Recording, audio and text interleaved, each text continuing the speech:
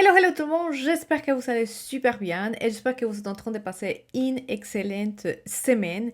Une semaine que c'est un peu particulier parce que c'est la semaine entre deux saisons, donc deux éclipses, pardon, et du coup on transite une énergie qui peut être un peu difficile à comprendre.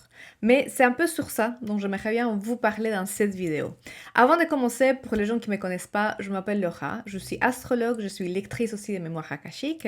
Et dans cette chaîne de vidéos, je vous partage ma vision sur les différents événements astrologiques que nous traversons pour vous donner des clés de compréhension et pour vous donner des pistes aussi selon vos expériences et vos propres processus.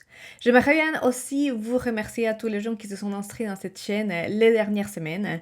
Vraiment, je suis ravie de voir comment ça a grandi petit à petit et vous me laissez vos questions aussi dans les commentaires. Je suis ravie de pouvoir répondre, interagir avec vous. Je vous rappelle aussi que si vous souhaitez prendre un rendez-vous avec moi, soit pour l'étude des cartes, pour l'étude des transits ou l'étude des révolutions solaires, ou bien pour une lecture de mémoire akashique, toujours dans la description de mes vidéos, vous trouvez mon adresse mail dans laquelle vous pouvez m'écrire et vous trouvez aussi mes réseaux sociaux si vous voulez suivre un peu les contenus que je propose. En ce moment, j'ai quelques semaines d'attente pour les rendez-vous, donc je vous invite, je vous demande un peu d'être un peu patiente et je réponds à fur et à mesure les mails en ordre d'arrivée et je donne toujours les rendez-vous les plus proches que j'ai disponibles et c'est ça que je vous propose. Bien, parlons maintenant de les prochains événements. Bon, chronologiquement parlant, il y a encore un autre événement avant, mais disons que on est dans cette saison d'éclipse. On vient de passer l'éclipse de vendredi dernier, une éclipse de pleine lune dans les signes de la Vierge, et pour moi, l'éclipse la plus puissante de ce 2025. Si vous n'avez pas vu ma vidéo encore, je vous la laisse par ici, même si l'éclipse il est déjà passé, on va intégrer l'énergie dans les prochaines semaines d'une façon très intense et dans les prochains mois aussi. Donc, allez la regarder. Je vous ai laissé plein de pistes de compréhension et d'observation. Là, le 29 mars, on va vers la dernière éclipse dans le signe du Bélier. Bravo les amis, on a fini l'école Bélier-Balance. C'est-à-dire, depuis 2023, on a commencé à avoir les premières éclipses dans cet axe. C'est-à-dire que depuis 2023, tout le monde, d'une façon très collective, on est en train de travailler ces énergies contraires et complémentaires.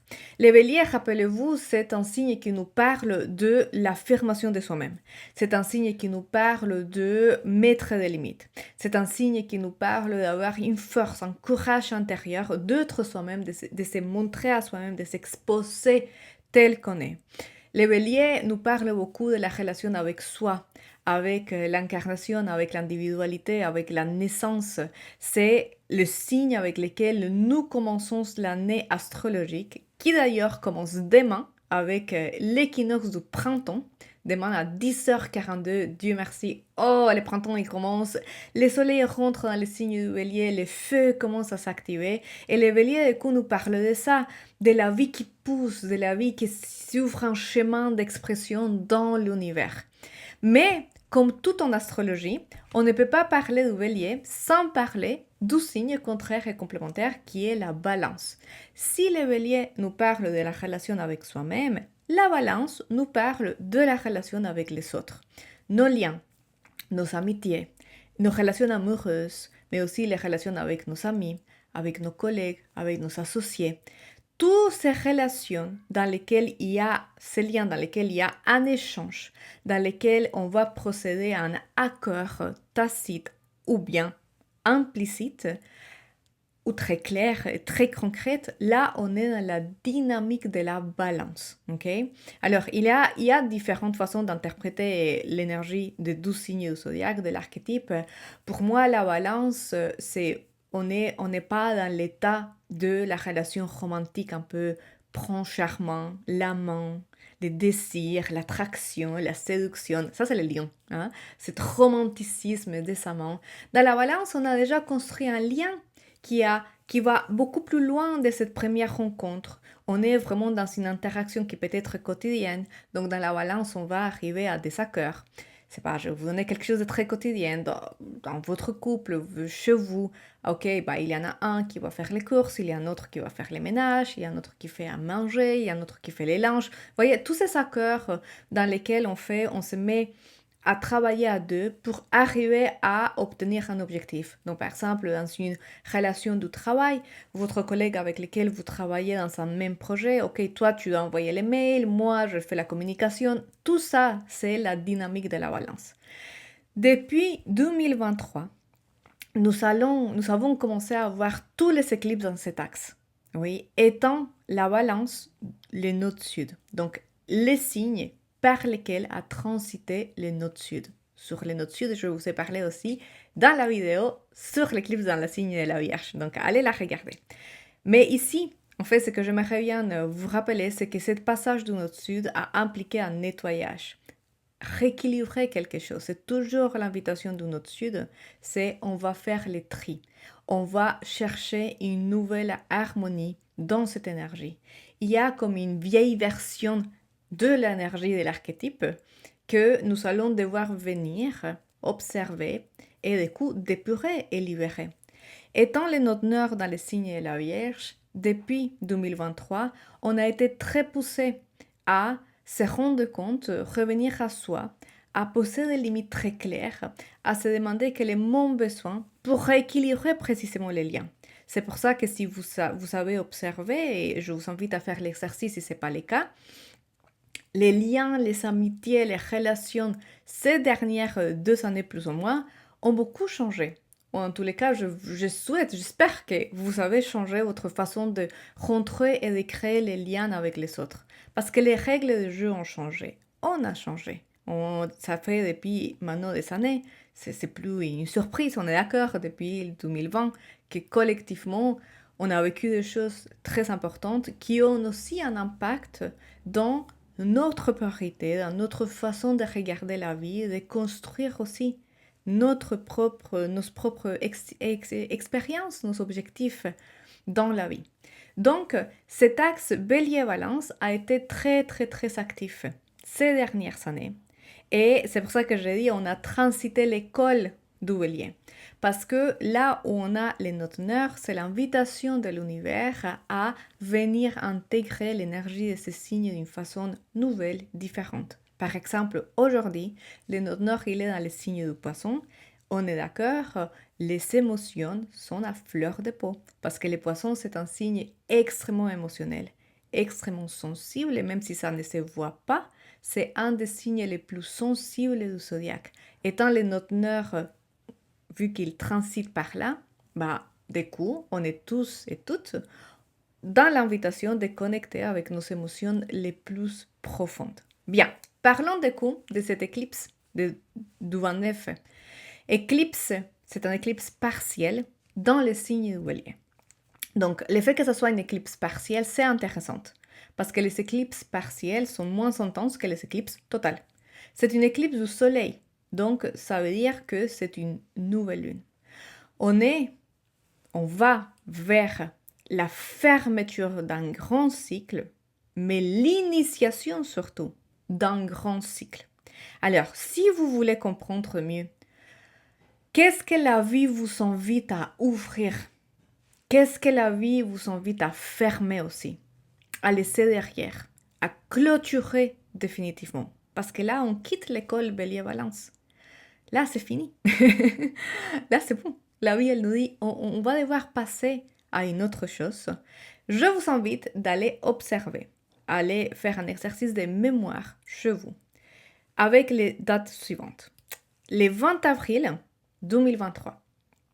Ce jour-là, nous avons eu la première éclipse dans le signe du Bélier. C'était une éclipse dans le degré numéro 29 du Bélier. Depuis 20 avril 2023, c'est comme si l'énergie, l'univers, il a commencé à nous donner l'introduction. Rappelez-vous que les éclipses, c'est comme une histoire. On va devoir regarder toute la trame, tous les fils pour comprendre. Et comme une histoire, il y a une énergie un peu introduction, une énergie intensité, climax, grande révélation. Et ensuite, on va dans un processus d'intégration pour ensuite lancer un nouveau cycle. Ok? Donc, le 20 avril 2023, on a eu cette période d'introduction. Ensuite, l'éclipse, climax, l'éclipse qui a été la grande révélation, c'est le moment dans lequel la vie nous a dit, c'est ça qui doit être transformé. C'est là où la chose doit se passer. C'est l'éclipse du 8 avril 2023 qui s'est fait dans le degré numéro 19 du Bélier. Là, du coup, le 29 mars, on va vers la dernière éclipse partielle. La première, c'était une éclipse hybride, donc puissante mais pas autant. La deuxième, c'était une éclipse totale, en plus qui a duré 4 minutes, donc en astrologie c'est long, hein, c'était une éclipse très puissante. Et là, on va vers une éclipse partielle, dans le degré numéro 8 du Bélier. Donc là, on arrive à clôturer l'énergie de cet axe. On est vraiment en train de donner les dernières pointes, un peu les derniers coups dans l'histoire que les éclipses nous sont racontées. Cette éclipse, en plus, elle est très intéressante parce que qu'est-ce qu'on a dans la carte? Donc, je vais vous la montrer. On a bien évidemment Soleil-Lune qui sont dans le degré numéro 8 parce que comme c'est une éclipse de nouvelle lune, ces deux-là, elles sont dans le même signe. Mais observez, c'est très intéressant. On a aussi Mercure rétrograde, Mercure qui a passé un peu dans les secteurs-là de l'éclipse. On a aussi Neptune dans le degré numéro 29 du Poisson, donc très très proche à passer dans le signe du Bélier. D'ailleurs, il est fait les 30, le lendemain de l'éclipse, toujours avec l'énergie puissante de l'éclipse, oui. Vénus dans le degré numéro 28 du Poisson, mais rétrograde. Rappelez-vous, Vénus a commencé son mouvement rétrograde dans le signe du Bélier.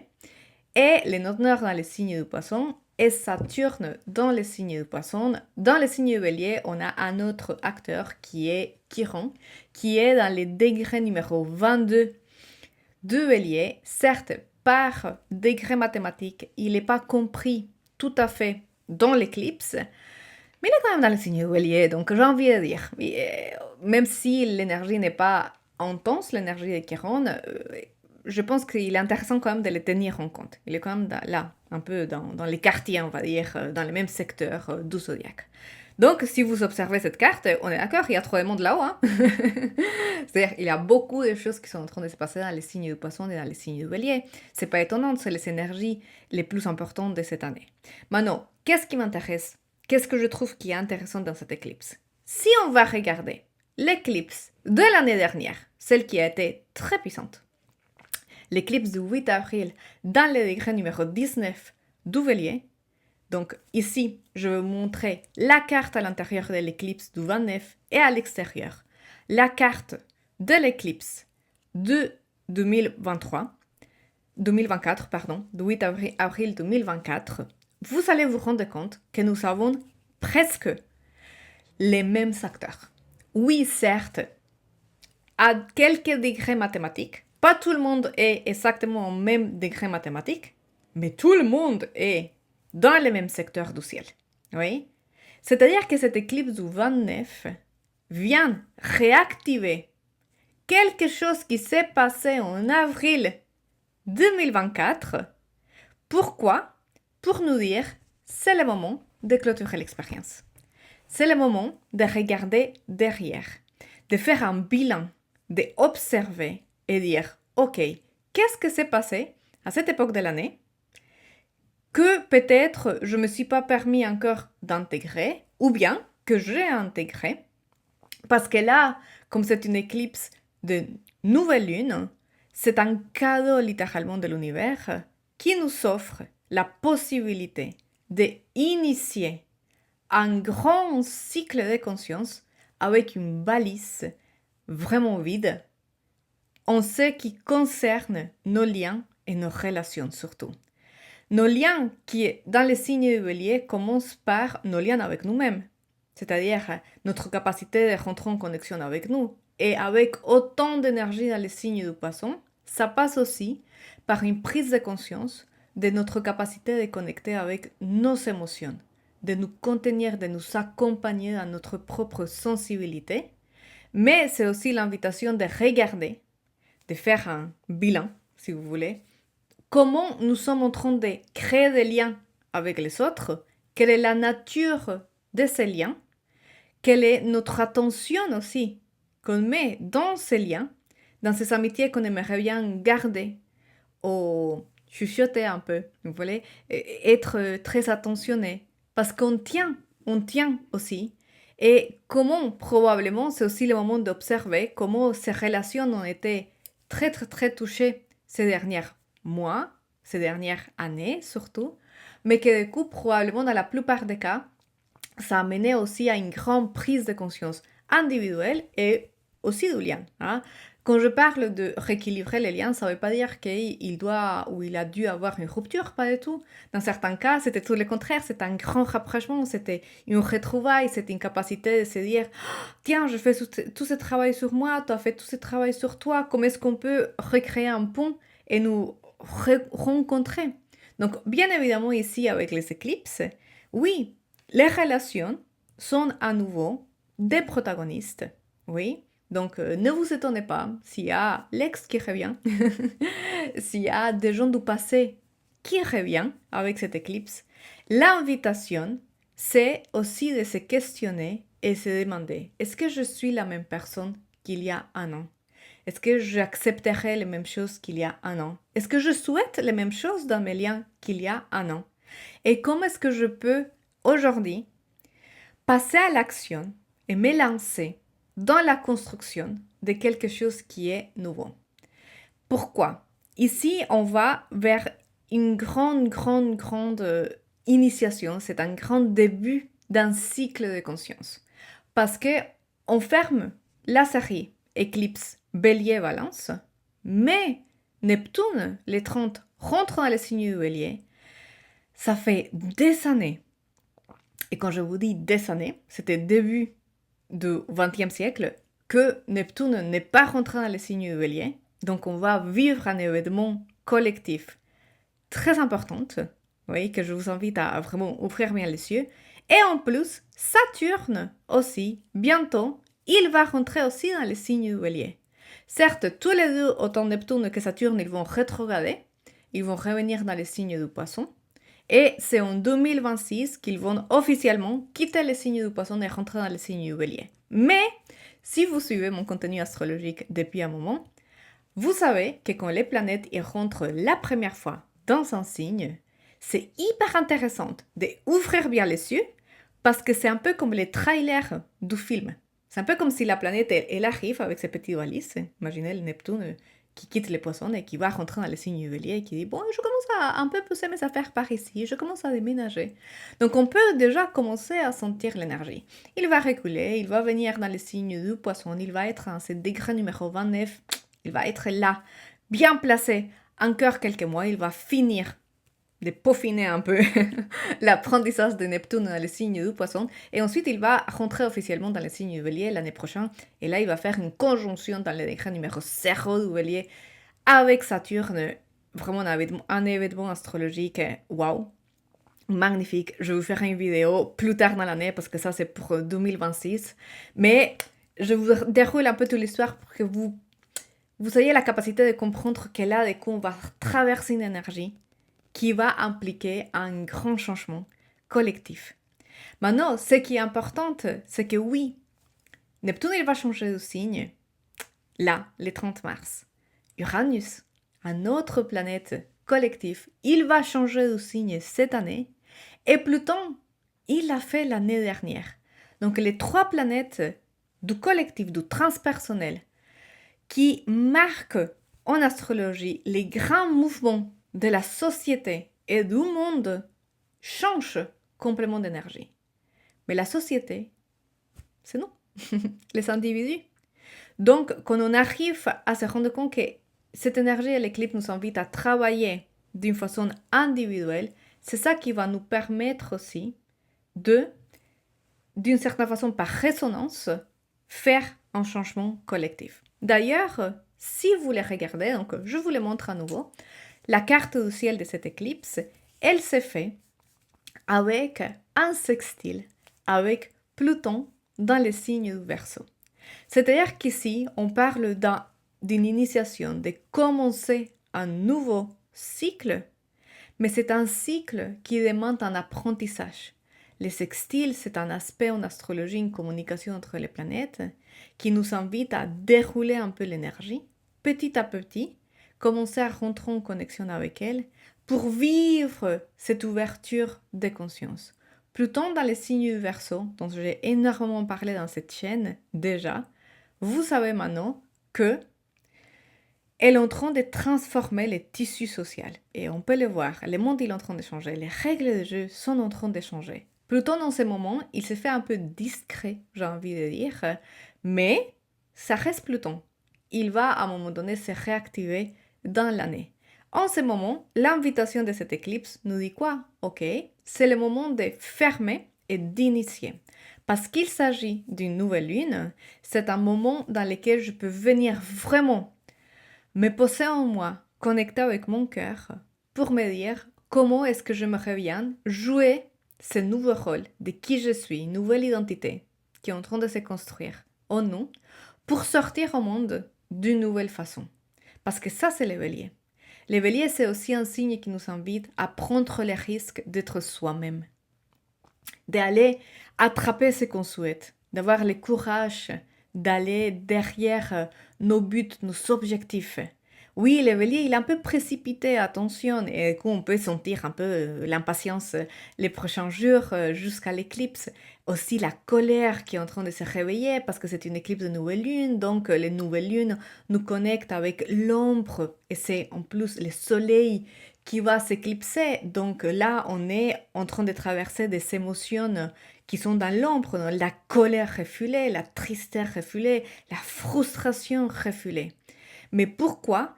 Parce que avec cette énergie de l'éclipse, c'est comme si l'univers il nous disait, avec autant de poissons dans la carte, en fait maintenant est arrivé le moment de accepter avec beaucoup de courage, d'assumer ce désir profond que l'âme elle cherche à exprimer à travers de nous. Comment est-ce que nous, on peut être dans notre individualité un véhicule d'expansion de cette conscience universelle, de cette conscience amoureuse dont nous parle le signe du poisson, qui restera, attention, la leçon de ce 2025 et de 2026. Donc on est face à un éclipse, dans mon point de vue, pas si intense comme celui du 14, j'ai envie de vous dire, mais avec un potentiel, une profondeur, une subtilité extraordinaire. À nous de profiter ou pas, non? À nous, parce que c'est une éclipse de nouvelle lune, c'est une invitation à aller dans une profonde réflexion, c'est une énergie extrêmement réflexive. On a Mercure rétro, Vénus rétro. On est invité à regarder à l'intérieur de nous-mêmes pour connecter avec notre âme, avec notre partie la plus subtile, avec notre cœur, et à partir de là, avoir le courage de nous lancer dans la vie, de nous lancer dans ce mouvement, de nous lancer dans une nouvelle direction. Et sincèrement, c'est pas quelque chose de nouveau. Depuis 2024, depuis cette éclipse du 8 avril, et c'est pour ça que je vous donne les dates, la vie n'arrête pas de nous montrer la direction. C'est juste que là, parce qu'on arrive à la fin du cycle, c'est un peu comme si le ciel nous disait « Maintenant tu es prête, tu es prêt, vas-y, fais le mouvement ». Alors, est-ce qu'aujourd'hui, cette semaine ou la semaine de l'éclipse, est-ce que c'est le moment de faire ce mouvement, de passer à l'action? Je vous dirais non, plutôt non. Parce qu'en saison d'éclipse, les choses peuvent être hyper floues. Nos émotions peuvent être très floues. Cette semaine, la semaine sandwich, entre deux éclipses, c'est une semaine qui est très peu confortable pour cette raison. Parce qu'on finit de clôturer l'éclipse du 14 et on commence à ouvrir l'énergie du 29. Donc, en ce moment, si les choses ne sont pas claires pour vous, c'est pas grave. Je vous donne l'information juste pour que vous l'ayez là à la main. Mais il va falloir attendre à la nouvelle lune après cette éclipse dans les signes du Bélier, donc la nouvelle lune dans les signes du Taureau, pour finalement clôturer complètement la saison d'éclipse de ce 2025 et commencer à avoir beaucoup plus de clarté. Donc attendez au mois d'avril pour avoir de la clarté, mais sachez qu'en ce moment, les choses commencent d'une certaine façon à se préparer. Bien, Comme d'habitude, j'espère avoir été claire avec mes explications. N'hésitez pas à me laisser en commentaire toutes vos questions. Je vous invite aussi à prendre soin de vous. Les éclipses sont toujours des moments assez intenses. Et je l'ai dit dans la vidéo antérieure, c'est le moment dans lequel l'âme, elle vient rééquilibrer un peu son chemin de vie. Donc ça peut pour certains être très désagréable, vivre des changements un peu soudains et qu'on ne s'attendait pas. Donc prenez soin de vous, essayez de vous reposer, essayez d'être à l'écoute aussi de vos émotions. Et si vous voulez vraiment profiter de l'éclipse du 29, je vous invite à, entre le 27, 28, 29, 30, 31 mars, être dans un réel exercice d'observation de soi, d'observation de nos émotions, de nos ressentis et aussi de nos désirs. Parce qu'il y a quelque chose là qui est en train de se cuisiner avec la conjonction Vénus-Soleil, la Vénus Star Point, dans le signe du Bélier, qui va se faire le 23 mars, donc une semaine avant cette dernière éclipse. Je vais essayer de vous laisser une vidéo avant la date pour vous expliquer de quoi il s'agit, cette Vénus Star Point, et comment profiter aussi de cette énergie, parce que c'est un événement astrologique aussi assez intéressant à étudier. Bien, je vous souhaite une excellente journée, matinée, fin de journée. Ça dépend à quelle heure vous êtes en train de regarder cette vidéo. Comme d'habitude, si ce n'est pas le cas, je vous invite à vous inscrire dans cette chaîne, à me laisser un like, à me laisser un commentaire, à partager cette vidéo aussi si vous considérez que ça peut aider quelqu'un. C'est les règles de jeu des plateformes. Donc, si vous voulez jouer avec moi, je suis ravie et très contente de votre soutien. Et sinon, je vous dis à très bientôt pour une nouvelle vidéo sur l'actualité astrologique. Allez, à bientôt!